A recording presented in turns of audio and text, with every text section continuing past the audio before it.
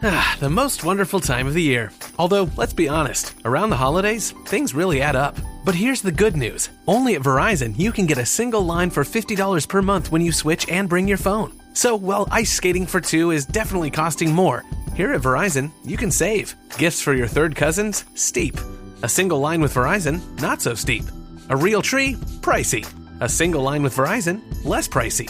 Flights to see Mima and Pops? Those are up. A $50 per month single line? That's down. Even a trip to the Atlanta Holiday Market will cost you more. But with Verizon, you can switch and bring your phone for just $50 per month for a single line on unlimited welcome, with autopay plus taxes and fees. All this to say, during the holiday season, when everything is costing more, you can get more for less right now at a local Verizon store. $15 monthly promo credits applied over 36 months with a new line on unlimited welcome. In times of congestion, unlimited 5G, 4G LTE may be temporarily slower than other traffic. Domestic data roaming at 2G speeds. Additional terms apply. In the dry states of the Southwest, there's a group that's been denied a basic human right. In the Navajo Nation today, a third of our households don't have running water. But that's not something they chose for themselves. Can the Navajo people reclaim their right to water and contend with the government's legacy of control and neglect? Our water, our future, our water, our future. That's in the next season of Reclaimed, the lifeblood of Navajo Nation. Listen now wherever you get your podcasts. Historia Canadiana is recorded on the unceded lands of the Kanien'kehá:ka First Nation.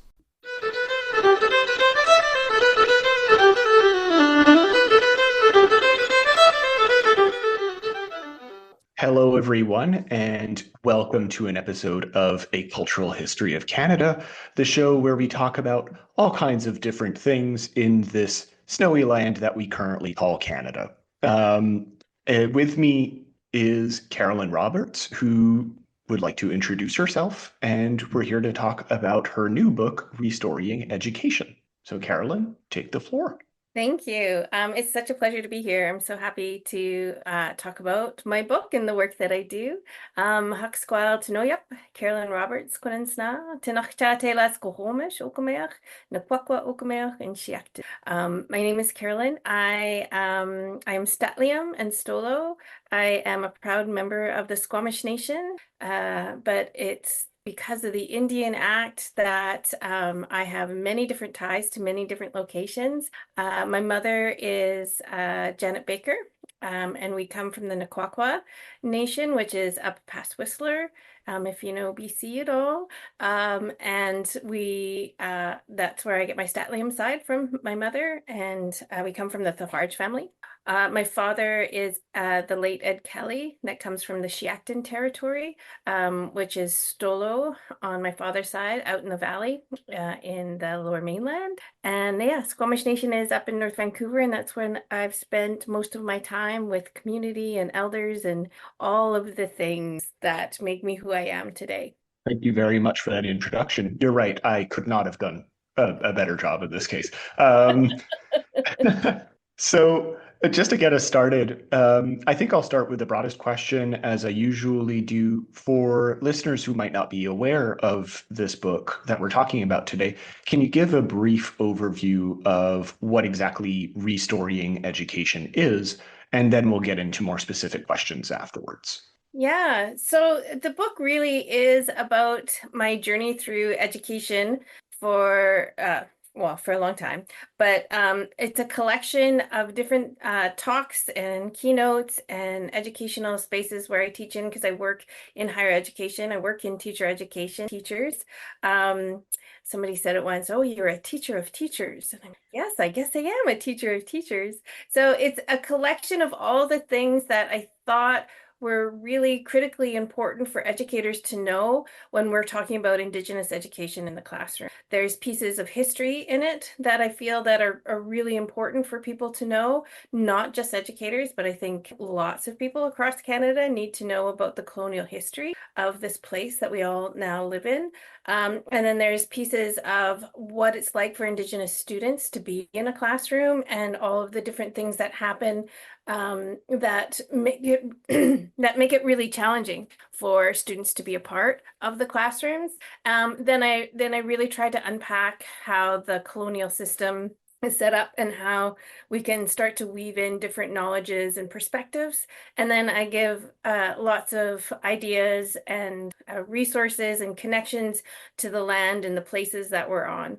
I think that's kind of like the big overview. So it's really a book for educators, but what I'm finding as the book's been out there is that there's so many people that love the book that are non-educators that are just eating it up because it's things that they haven't been taught about and they don't know about. So they feel like it's a great entry point for them to learn more. Yeah, that's one of the things I was thinking about as I was reading the text. So we were talking before recording that, listeners may or may not know that I am also an educator. But one of the things that came to my mind is that this is such an accessibly written text, right? That it is available for non-educators as well. And I did really, it made me reconsider, right, the realms in which we actually learn as people, right? And I thought that was a really interesting move from the text. I don't know if it was an intentional move necessarily, but I thought it was a really good one that, it forces us to reconsider that we learn outside of the classroom as well. Or even if you are outside of school as a parent, for example, it makes you reconsider that, hey, how are your children learning in school, right? And that forces you to ask all kinds of questions. So I really appreciated the text for that, right? As both an educator and someone who, considers society outside of the educative world. So I just wanted to mention that. Yeah. Yeah. I had a lovely lady. I was in Montreal, not Montreal, sorry, that's where you are. I was in Winnipeg a couple of weeks ago, and a lady came to the book launch at McNally Robson there, and she says, "I just want to let you know that I'm not an educator, but I love this book, and I have purchased it for all of my friends." Oh, cool. Yeah. Awesome. Oh, wow.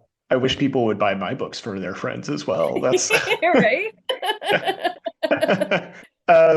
So getting into some of the meat of the text itself. So the title is rather suggestive, right? With not suggestive is perhaps not the right term, but the term restorying offers all kinds of potential for what that could mean. And before getting into what that means concretely, I think I want to focus a little bit on what you were looking to do with the text as far as filling in gaps, right? Because there have been many books on pedagogy and education that have been published for decades, right?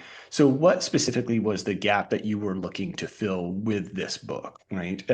Is that a question that makes sense to ask? Because that's something that I feel a lot of authors try to do is identify these gaps and say, okay, well, this is where I can fit in as an author. So, yeah. Yeah, good question. And do I necessarily thought about it as an author standpoint? I'm not sure. That's a great question.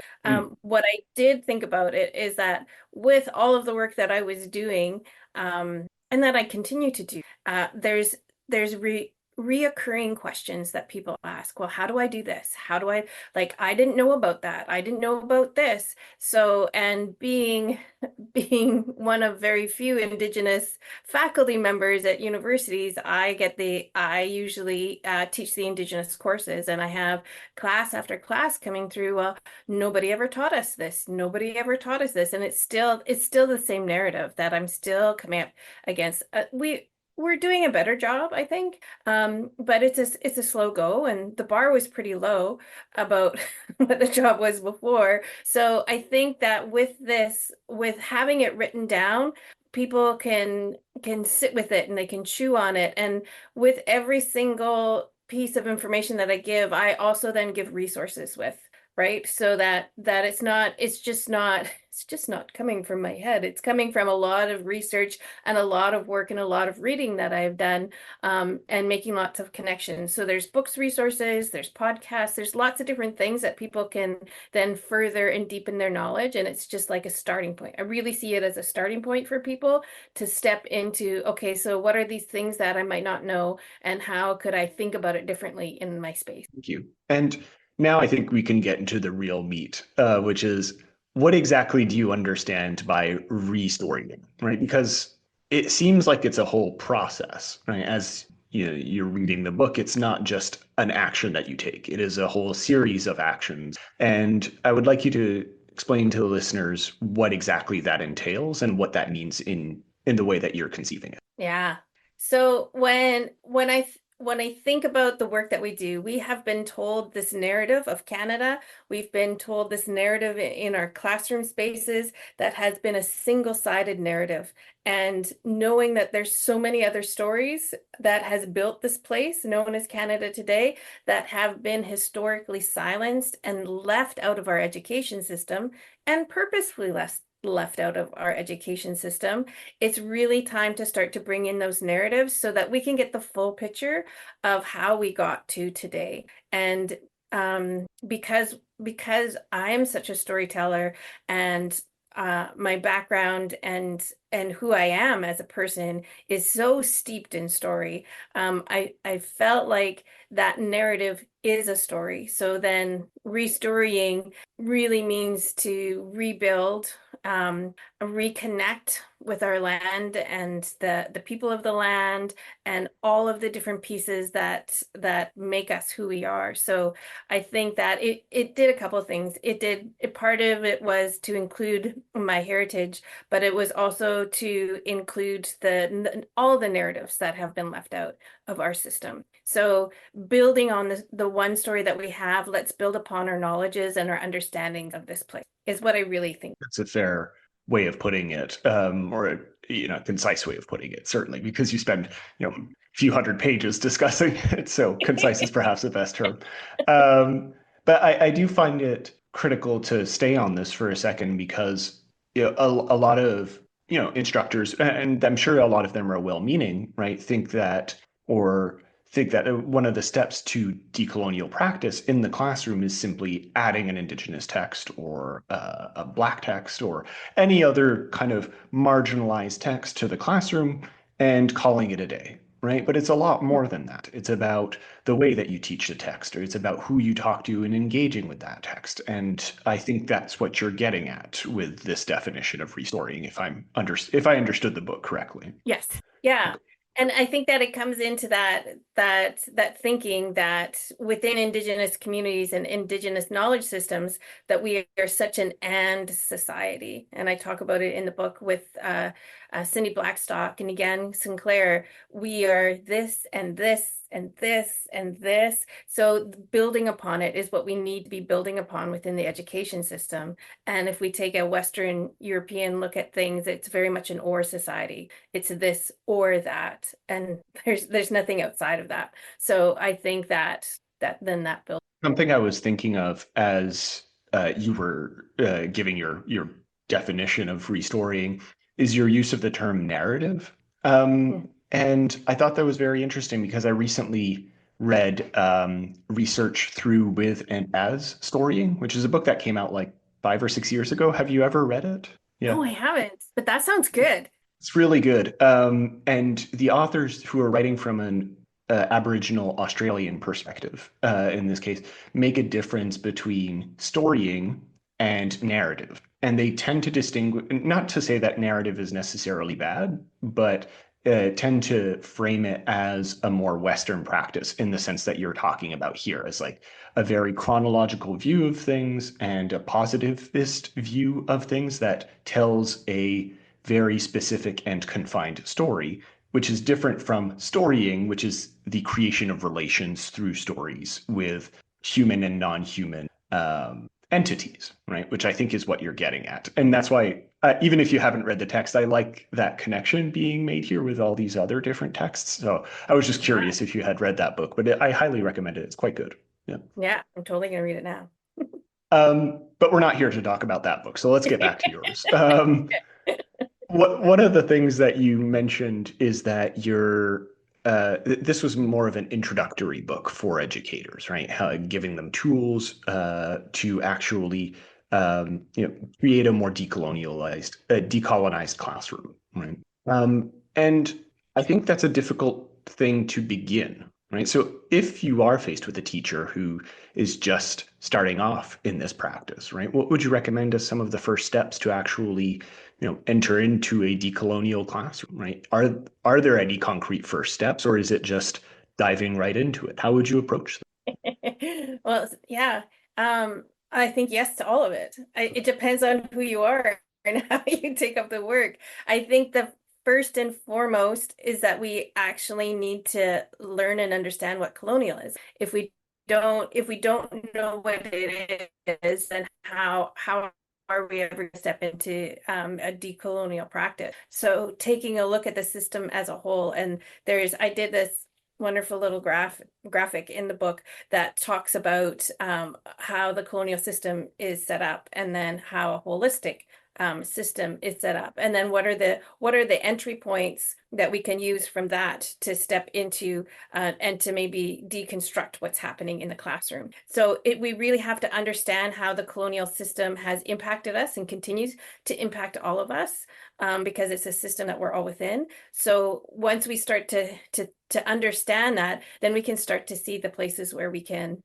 change things up. But like a very first entry point is making sure that the lessons that we're doing and the things that we're teaching in the classroom are not just one single narrative, one single story of Western colonial background and history. Like when we teach about ancient Egypt, ancient Rome, why are we learning about Europe when we need to learn about here first? Start here, work your way out, wherever here is for you. That's where you need to start. Learn about the communities, learn about their connections to the land prior to contact, and to today, and how that has shapeshifted and changed. But really learn about the space that you're in and the peoples whose territory you live. Absolutely. And I think you're correct in saying that this is something that is slowly changing over time, that students are, and educators are more and more aware of it. I find that in the last few years, I've had to I spend less time on context whenever I approach Indigenous texts in the classroom, right? Because my students tend to have seen at least some, elements of that, either in high school or early college. So it is encouraging in that sense that there is an increasing awareness, at least, again, speaking here in Montreal, to come back to that localized perspective. So I do think there is an encouraging point here, but something that leads into my next question is that you mentioned, more localized classrooms, right? Being aware of what's happening in your area, while also being aware of the wider issues facing what we now call Canada, right? It's quite a relation to have. It's quite a way to think about the world, right? Both hyper specific and extremely broad in many ways. Which leads us to think about systemic issues specifically, right? And I'm wondering, right, how you feel we should approach systemic issues, right, in a hyper specific context like a classroom, right? Is there a best way to actually approach these very broad and sometimes daunting issues for people in a systemic way, while still being focused on the maybe 25 or 30 students that you're faced with? I don't know if that question makes sense. Yeah. Well, I think most of it makes sense, except for maybe more specific of an example of a systemic issue, because there's many. So yes, of course, but exactly right. So that kind of gets to the heart of it, is that where do you begin when addressing such a complex web of systemic issues, right? In that sense. So, right.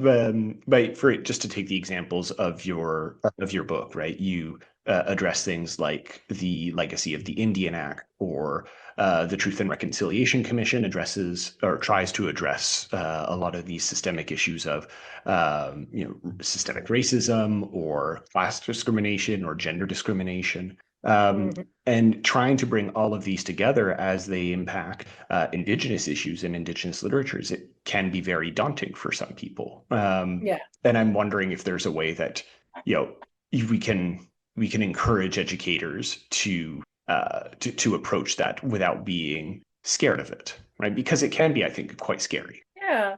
Well, and I think that the reason that it is scary is because we've never been taught about it. So how are you going to teach something that we don't know anything about? Like, we've all been taught math and we're still scared to teach math, right? So just speaking as a non-math teacher. 100%. Yeah. So, but we still have to do it. right? It's still part of the curriculum. Here in British Columbia, Standard 9 is absolutely directed towards we have to teach about Indigenous people's histories, cultures, and all of those pieces. So I think what I try to do within the work that I do is I try to intertwine different pieces of why am I connecting this to here? Why is this important to know about? Because it has ripple effects to other things, right? So when we talk about the Indian Act, we talk about how it impacts Indigenous people, how it impacted us, how it continues to impact us, and then making those connections to the inequities, like especially when the Indian Act, when we didn't even have the right to vote till the 1960s, and that's not necessarily everywhere, right? How did that impact us? And how does that impact us today? Because we didn't have the luxury, we didn't have the privilege of that. So making people make connections to all of the different things that have made up today is, I think, is really critically important for us to understand, because when we're not told the story of people, we just see the one-sided view of, oh, well, they can't pull their bootstraps up and get out of the places that they're in. But when we have been put in a place of relying on and needing the government supports in order for us just to survive, being put on reserves, not allowed to hunt, not allowed to fish, all of those pieces are important to understand to what we are seeing today, and then to understand it more fully. So, but there's so much to learn. Like, I totally get that, and I totally understand. And as I think about it and I read about it more, I was part of my PhD, I was gonna do a big piece on the Royal Commission of Aboriginal People. So I read it, and it's a massive, Your like, thing. yeah, it's a massive, like, 5 volume set, like 4,000 pages. But whoa, like, what an enormous amount of understanding that I gained from that. And I've been teaching this a long time, and I know a lot of things, but just that perspective of that document is just, and then I made more connections to then how can I teach it to my students so that they can get it. So I think that a lot of the things that I think about is I try to put it into context of where we are, how it's impacted the people here, and then how it then impacts across the board. Because I think every single Indigenous nation has been impacted, obviously, by colonization, but it doesn't necessarily mean we've all been impacted the same, especially when we talk about northern communities and what they have had to endure to urban communities and what we've had to endure. All of those are different things. So I think it's a 1,000-piece puzzle for every single nation that we need to learn about. And it's a lot of work and it's a lot of time. It's my whole life, so I spend a lot of time on it. And I understand that not everybody's going to do that. So if I give them places where they can start to look and be curious, then I'm hoping that they're going to continue and at the very most learn about the place where You started alluding to this, and I'm wondering if we can expand on this idea a little bit. But you started talking about your experiences in the classroom, right? How you bring up certain notions. And I'm wondering if there are certain concrete examples of pedagogical practices that have been particularly successful in your experience. Because as you alluded to, the education systems here in Canada are still very westernized, right? Focusing on, to use Paulo Freire's term, right, a banking model of education, right? Where we're just kind of launching ideas into students' brains and expecting that they learn. But one of the things that you bring up, or one of the things that you bring up in your text, is that there are other alternatives, right? Other practices that you can go ahead with. And I'm wondering if you can expand on, what some of them have been successful, right? Yeah. Which ones have been successful? There you go. Yeah.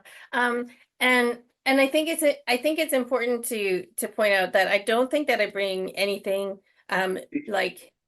new and exciting to the table, but what I do is I speak to it in a way of how it's decolonizing and how it's shifting how the education system works, which is super hierarchical. And I really take the notion of me being a facilitator in the classroom. And that does a couple of things, especially for me as an Indigenous human, walking into a classroom space, knowing that people have some certain ideas and ways of knowing that are super strong, maybe towards Indigenous people, that puts me in a place of harm as the educator. I'm trying to push against their understandings of this place. So I think a lot of the things that I do is when I bring students in to talk about this, I really give them agency about what they want to learn. I give them opportunities to be in a community setting where we're learning from each other, not just one person at the front. I'm not standing there saying all of this information, they have to regurgitate it. I am giving them prompts. So, what do we know about this? How can we learn more about this? So, a lot of our work that we do is researching and learning more about place, which isn't putting me as the person who knows it all. Yeah. It's just putting me at a space of I'm encouraging you to do this. So, lots of kind of jigsaw activities that we do. Other tools that I give them are questions to think about. Like when I think about what we just did last week was looking at Indigenous texts.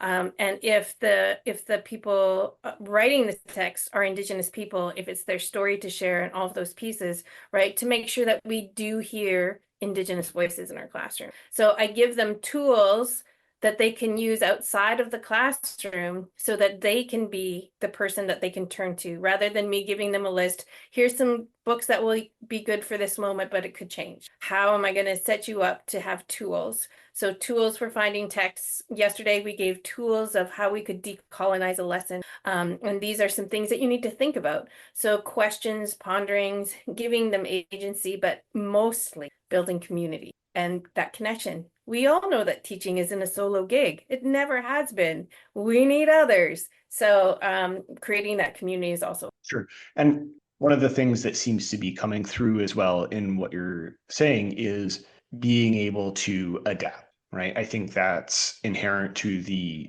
idea of being a facilitator, right? That you were bringing up, is that you need to be willing to modify your ideas according to what interests your students. I think that's a very interesting thing to think about that we don't necessarily consider in the context of education. At least speaking from my experience, it's very much driven by curricula and what the standards of, in this case, the provincial government are. So, breaking outside of those molds and being adaptable to them can be a very, radical move in many ways, which is, very important in the education space and community, to pick up on that term. I don't know if you had anything to add to that, but I just wanted to say I agree. Yeah.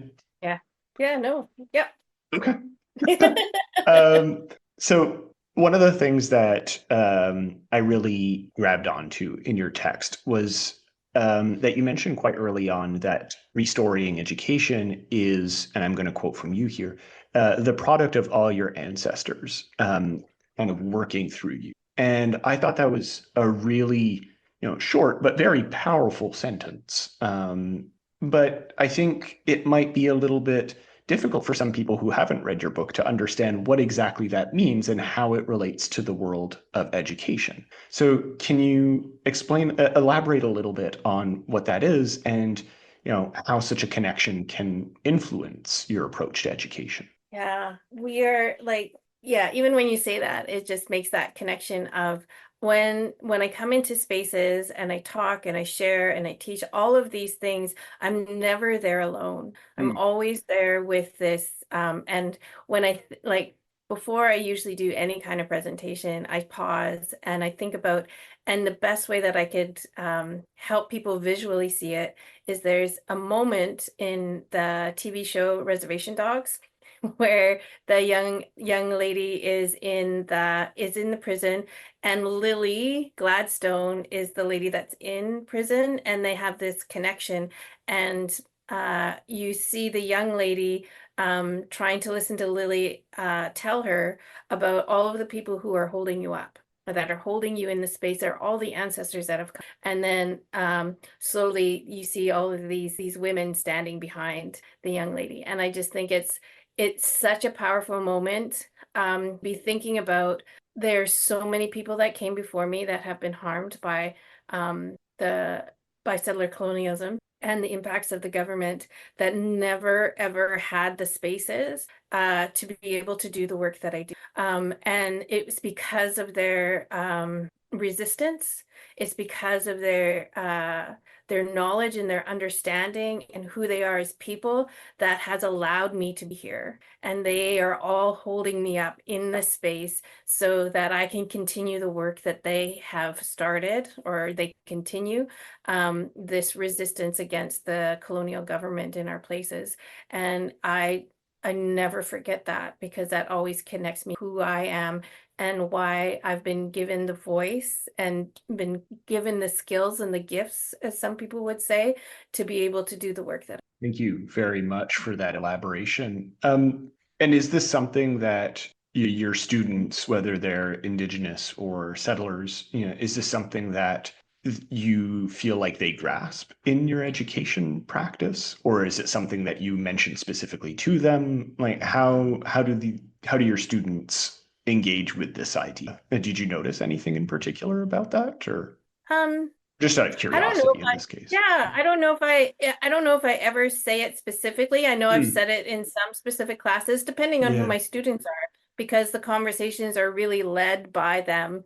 And when we start talking about Indigenous pedagogies and what lots of academics call blood memory, that connection to who we are runs through us, no matter how disconnected we become, we still have that blood memory that's in us that helps us. And there's another fellow, and his name is Robert too, I think. Roberts, that talk about nationhood, and there's 4 quadrants of how we are as a nationhood.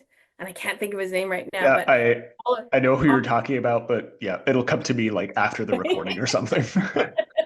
that it's all of these different pieces of how we make up. So it really depends on the group and how connected we become over the short amount of time we're together, to how much I share. I know that I probably shared a lot more when I had the class for 4 months consistently, 3 or 4 days a week, to where now I'm in a new university and I only get to see the students once a week. So I don't think we get that delved into it. I try to, as much as I want to share, but I also think that there's also places and spaces where you don't need to share everything.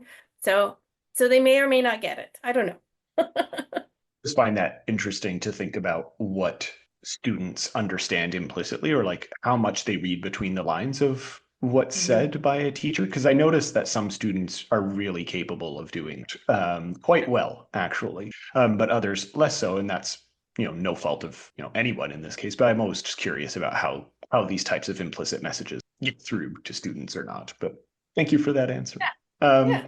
So we mentioned, just to bring together some of your answers, we mentioned the Truth and Reconciliation Commission, and you just mentioned in your previous answers the idea that drives you being that a lot of your ancestors did not have the opportunities or, systemic capabilities of actually doing what you do today, right? And I think that's something that you implicitly raise in your book, is that for all its calls to action, right, the Truth and Reconciliation Commission has also been very slow to actually enable significant and noticeable change for a lot of Indigenous communities in Canada. And I'm wondering if you can think of any particular reasons as to why those changes are particularly slow, and what can educators do as educators in order to perhaps make these changes more apparent, or make them progress at a rate that is perhaps more acceptable for a society that claims to be open, like, Canadian society. I don't know if, like, perhaps this is out of the scope, but I think it's, again, an interesting thing to think about in the context of education. Right? Yeah. Yeah. And when we're talking about reports, like the Royal Commission on Aboriginal People that happened after the Kanesatake resistance had a 20-year Yeah. action plan. Had a Yeah. 20-year action plan. So we put it in the reports. And I think that Jody Wilson-Raybould also talks about it, right? About all of these reports and things. I think that yes, there's lots of things that the Truth and Reconciliation hasn't, like the calls to action, haven't come to fruition. And when you read Marie Sinclair's new book, I had it right here, but now it's gone. Oh no, it's there. He talks about it, and he talks about there was things in place that were easily, and I call it low-hanging fruit, that you can check off, and then there was other pieces that are way more complicated, and it takes a lot more in order to push them and to move them. And he speaks about it beautifully. So I'll let you read his book Yeah. to find that information out. But like what I've seen over time is that even with reports like Indian control over Indian education that was written in 1972, they were demanding change for Indigenous students, meaning that we had to have Indigenous education in our public schools and band schools. We also needed to have resources. We needed to have Indigenous education departments. So, did they fulfill all of those things? No, but we do have some of those things that they've set us up with. So every little bit I feel counts. And again, right, the bar is pretty low. But we have things that have changed. And with the TRC, what I appreciate with it is that it mandated courses in teacher education. Some universities have mandated courses across the university about Indigenous education. Here in British Columbia, we now have mandated Indigenous education courses in high school. But what the goal is not to have to mandate one course. It should be throughout. And that's what my hope is from the book, is to see the importance and how we can implement it in many different places within our education so that we don't have students coming out of the school system not knowing anything, and at least knowing more than just about residential schools, because I feel like people have gripped onto that, and that's what they teach. And my daughter, who's now second or third year university, says, I just wish they would stop teaching us about residential schools, because that's the only thing they talk about, when there is millions of other things that they can talk about. And also on the flip of that, more conversations that we're having lately is that we can't exclude Indigenous brilliance. We have to even it out in the places and spaces we're in. You can't, I 100% know, we can't talk about Indigenous people without talking about trauma, because we've had to endure a lot of it. But there is also Indigenous brilliance, like Cindy Blackstock, like Marie Sinclair, like Ellen Gabriel.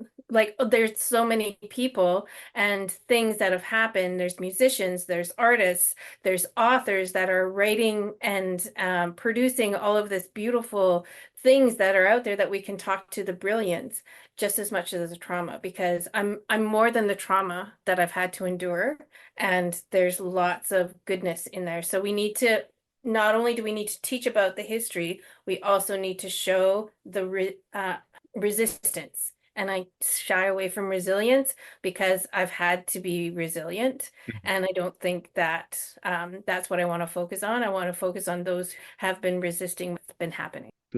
And resistance is more empowering in that sense, right? It does focus on the brilliant and generative capacities that you're referring to. And to come back to a previous answer as well, when we were talking about students slowly but surely being aware of these issues, again, at least speaking from a Quebec-based standpoint here, where a lot of them are, as you say, firmly aware of residential schools. They've heard about it obviously, it was in the news a few months ago with what was discovered in Saskatchewan, and it's something that they're firmly aware of. And, for all the criticisms that we can launch about, education focusing on that traumatic moment, it has allowed at least educators like myself, and clearly yourself as well, to discuss other things. So I'll at least say that, right? It's allowed me, speaking from a personal perspective, to address things like the Mohawk crisis that Hélène Gabriel was a spokesperson for, which I was quite shocked that a lot of my students had never heard of that, even if it happened Right? less than 40 years ago. But less than 40 years ago. Yeah. So it allows for those conversations to take place. And I wholeheartedly agree with you that we should focus on the more generative capabilities, right, than we are. So yeah, great. I absolutely agree. So you mentioned a few times in your answers the idea of community building and having multiple perspectives to our educative practices as well as how we operate in the classroom more generally. And I'm wondering, right, how the idea of community specifically can be understood in the educational context, right? And speaking specifically from a settler perspective, like myself, like how can educators uh, effectively collaborate with Indigenous communities in the classroom setting, right, in order to build a wider community or at least build new types of community, right? Is that a thing or? Well, I think that I think that is two separate things. Like I think Okay, that when you're good. talking about connecting with Indigenous communities, that you can connect with your Indigenous education department, and hopefully they have connections to help you as an educator in the classroom. But when I speak about like community in the classroom, it's really about how can I set this room up in a way where people feel like they belong, right, in that community setting. So I think there's two different things. Absolutely.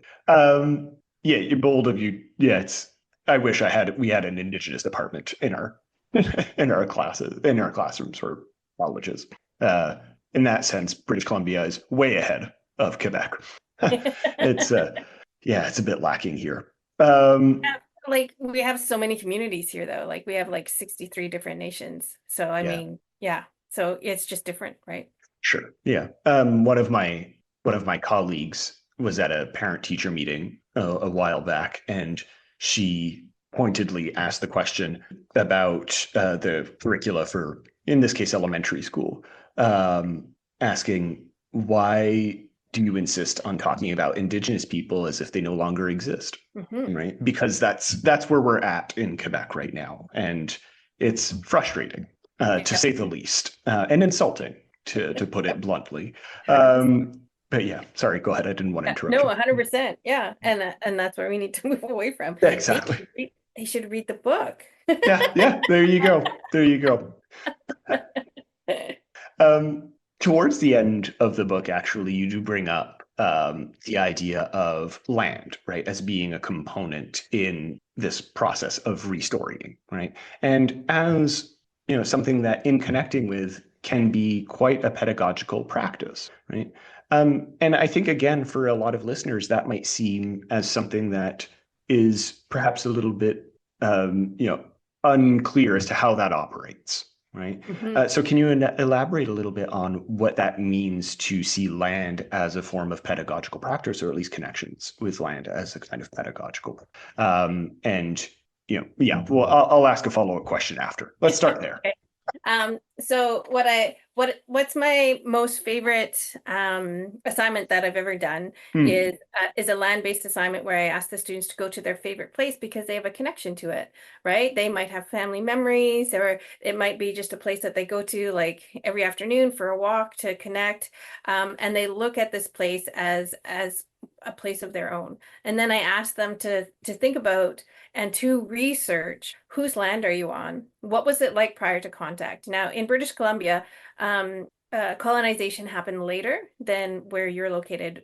We didn't have people come in until 1791, so like 200 years after, right? So it's a little bit different for here, but I get them to what was the land used for? How did the nations use it?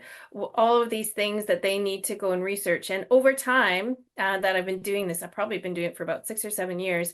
There's been more and more things available to students to be able to find out this history, but it does twofold. It shows them that the amount of research that they have to do to understand the place that they're on, to know that it's their job to look it up, right? But then it also gets them to now question, okay, so how come we don't know this history? How come is it not displayed in places so that we know and we understand it? And how come we're not taught about it? So those pieces are all pretty important. And then what colonization has done over a short amount of time, from prior to contact till now, because really it's not even Like it's not even like it's 150 plus, right?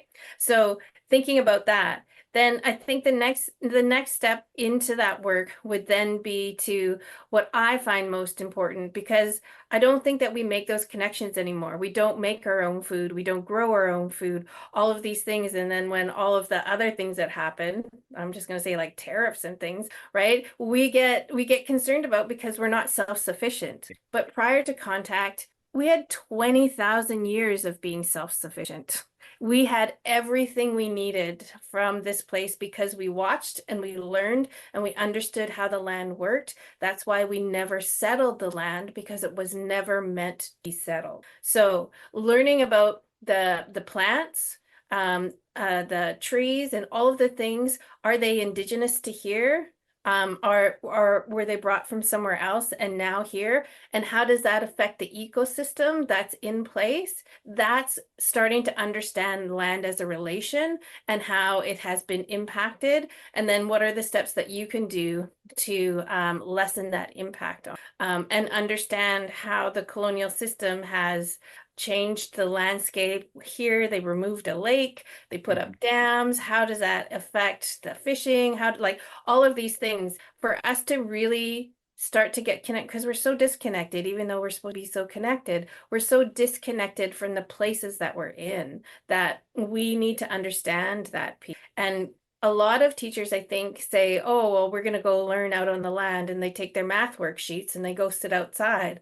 But that's not learning from the land. Learning from the land is observing it over periods of time, seeing how it interacts and what it interacts with. What are the plants? What are the animals? And how are all those things connected and surviving this place in our man-made parks? Yeah. And Yeah. who are the parks made for? And these cities that are cement that have covered our lands, how does that shapeshift and change things? I really want people to understand the impacts, and then that goes into the global impacts of the moment and the state of emergency that we're in, with all of the things happening with floods and fires and water levels and all of that. Then it connects, and then it makes our connections to us, because I think when we talk about that, we go, oh, well, it's happening over there. Oh, well, it's happening up in the Arctic. But no, it's happening here where we are. So making that connection to land is important,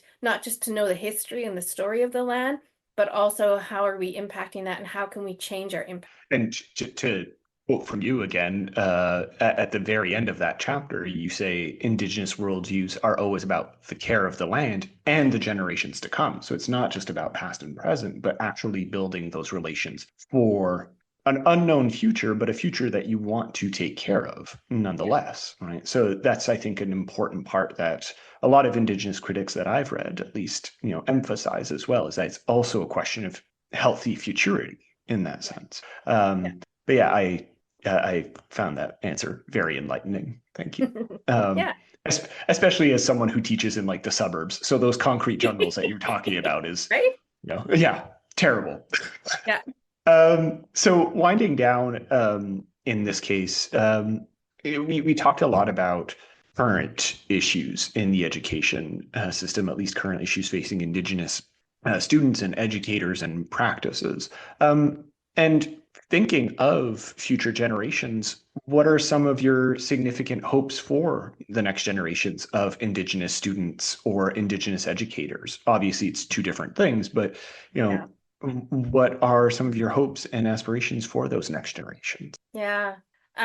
Well, I'm super fortunate that I've moved to UBC, and I have a class of 27 Indigenous educators that want to be educated system, and Nice. that just is mind-blowing for me. Usually being the only Indigenous educator or the only Indigenous administrator in places and spaces that I have been in, that just fills my heart, the only way that we're going to get that and continue that and grow that is if students get representation. So we need to have Indigenous representation in the hallways, in the curriculum, in the books, in the teachers, in the support staff, everything. There needs to be representation. So my friend Chaz always says they can't be us if they can't see us. So we need more of that. So we really need to shift the education system to make sure that kids can see themselves and see themselves in a good way in the system. So I really hope that with the start of this conversation and how we can start to move our practice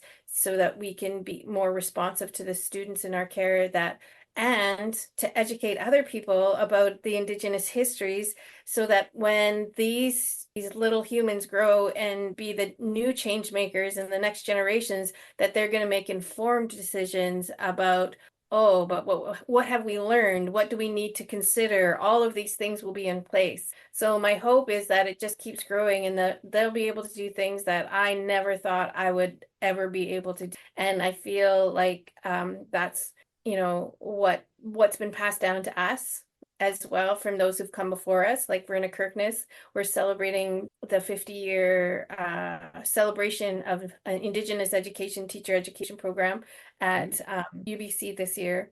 And she laid some beautiful groundwork for us to continue that work. And we are growing and changing and evolving because of her work. And I'm leaving breadcrumbs for those behind me to pick up so that they can move mountains. Wonderful. And I do find, and this is something that I thought of as I was reading Restoring Education, and this was confirmed by your answer just now, is that this is a fundamentally hopeful and hope-filled project, right? And I include myself in this as someone who is often pessimistic. I do find it refreshing to hear, you say what you just said, and you're reading a text like yours. So I just wanted to highlight that hope is refreshing and sorely needed in the context that we're talking about today. Yeah. Yeah.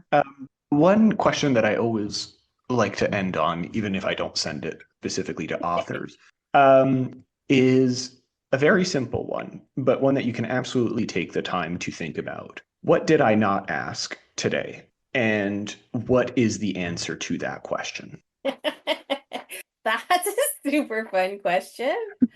Well, you didn't ask my favorite color, which is blue. Okay. Mm-hmm. Okay, good. What all listeners want to hear. Yep. Mm-hmm. What would be no, like I think that I don't know what the question is, but I think that the more space that we create for Indigenous voices and for people to bring a more questioning, I call it a critical lens, but it's really more questioning into the work that they do. I think that will make a difference if we start to question just about all of the things. Like I think an example of that would be when we were taught in school that Simon Fraser discovered the area in which we live, but we didn't ever question, how can he discover a place when they also talk about the Indigenous people that lived here before? So bringing in questions and wondering, does that make sense? So the question is, we need to question. That's wonderful. Yeah, thank you so much. So the book is already published. It was published in September, right? Yes, came out September 10th. It hit the Globe and Mail bestseller list within the first couple of weeks. So I'm super excited and super Congratulations. proud. Yeah, absolutely. So many lovely people send me pictures of their book clubs reading the book. And I'll leave you with a funny story. I went into my local bookstore, Iron Dog Books, which is an Indigenous-owned bookstore here in Vancouver. And I was picking up some other books that I had ordered, and there's a stack of my books sitting on the counter, and I'm like, oh, dude, like, was there something that you're not telling me about these books? But it was a book club that had ordered the last bunch of books that they had at the store. They were sold out. So I signed them all for the book club. And they were so excited. I got a message later that day from the school that they went to because I knew one of the teachers at the school. What are the odds? And they were so excited that I signed all the books. Wow. What a great story. That's so wholesome. Well, Carolyn, I cannot thank you enough for the time that you spent talking about your book today. I highly encourage listeners to pick it up, whether they're educators or not, as we talked about. I'll include links in the description of this episode when it drops. And yeah, if you have do you want people to know where to contact you or anything like that if they have questions that I can include in the description or anything like that? Yeah, it's carolynroberts.net has all the links to the playlist that we didn't even talk about. True. Yeah. At the Indigenous Brilliance at the beginning of every chapter. And it has like resources, books, lessons, all the podcasts that I go on. Mm-hmm. But it also has I can't even remember. It's got lots of stuff. It's got everything.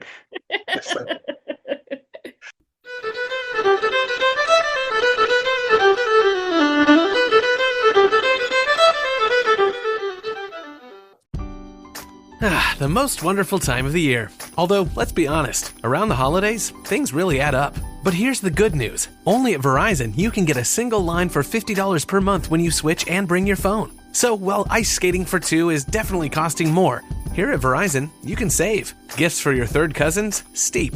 A single line with Verizon? Not so steep. A real tree? Pricey. A single line with Verizon? Less pricey. Flights to see Mima and Pops? Those are up. A $50 per month single line? That's down. Even a trip to the Atlanta Holiday Market will cost you more. But with Verizon, you can switch and bring your phone for just $50 per month for a single line on unlimited welcome, with autopay plus taxes and fees. All this to say, during the holiday season, when everything is costing more, you can get more for less right now at a local Verizon store. $15 monthly promo credits applied over 36 months with a new line on unlimited welcome. In times of congestion, unlimited 5G, 4G LTE may be temporarily slower than other traffic. Domestic data roaming at 2G speeds. Additional terms apply.